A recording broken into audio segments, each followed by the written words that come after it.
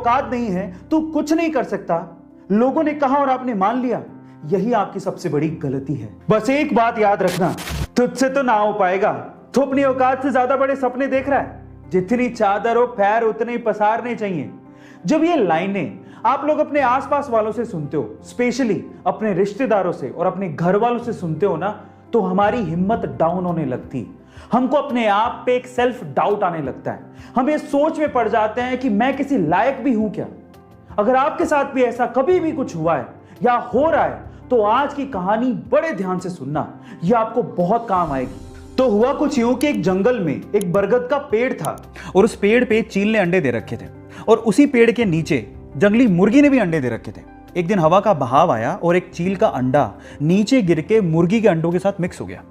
अब समय बीता, अंडे फूटे, वो चील का बच्चा भी बाहर आया, पर वो तो मुर्गी के अंडों के साथ था। अब वो ये सोचते हुए बड़ा हुआ कि वो तो मुर्गी है। अब वो वही करता जो कि मुर्गियां करती थी। वो उतना ही उड़ सकता था जितनी मुर्गियां यूजुअली उड़ती हैं। और आपको तो ये पता ही है कि मुर्गियां ज्यादा उड़ नहीं सकती। एक बार वो चील का बच्चा जो कि मुर्गियों की तरह पल रहा था, उसने आसमान में चील को उड़ते देखा। तो उसने अपनी मुर्गी मां को पूछा कि मां, वो पक्षी कौन है जो बड़े शान से उड़ रहा है। मां कहती है, बेटा वो तो चील है।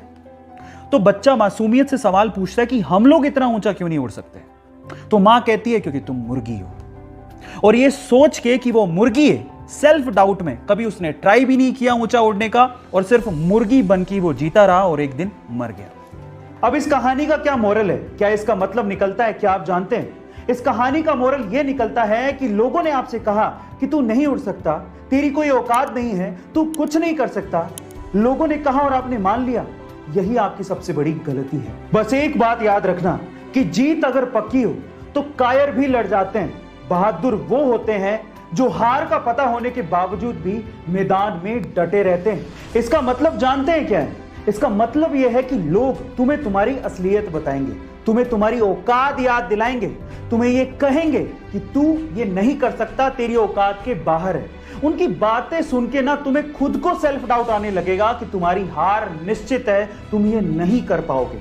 उसके बावजूद भी, उनकी बातों को सुनने के बाद भी अगर तुम अपने सपनों को ना छोड़ो और उसके लिए लड़ो और उसको पूरा करने के लिए अपनी जी जान लगा दोगे ना, तो इंसान तो क्या, भगवान भी तुम्हें तुम्हारे सपनों को पूरा करने से रोक नहीं पाएगा।